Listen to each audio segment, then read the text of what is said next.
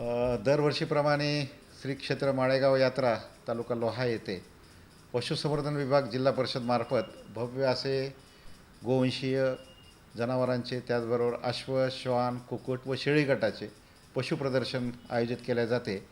या पशुप्रदर्शनामध्ये अंदाजे 1,500 ते 2,000 जनावरांचा सहभाग नांदेड जिल्हा त्याचबरोबर शेजारचा लातूर आणि परभणी या जिल्ह्यातून पशुपालक ही त्यांची जातिवंत जनावरे घेऊन येतात आणि त्या ठिकाणी पशुसंवर्धन विभागामार्फत जय्यत अशी तयारी आम्ही केलेली आहे.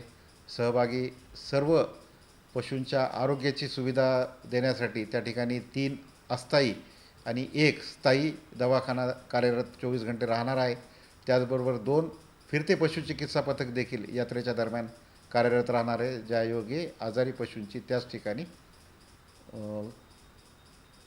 उपचार. स्पर्धा दिनांक 30 डिसेंबर 2024 रोजी लाल कंधारी, देवणी, संकरित त्याचबरोबर घोडे, शेळ्या आणि कुक्कुट आणि श्वान या प्रजातींचं प्रदर्शन होणार आहे आणि त्याचं बक्षीस वितरण हे 2 जानेवारी 2025 रोजी संपन्न होणार आहे.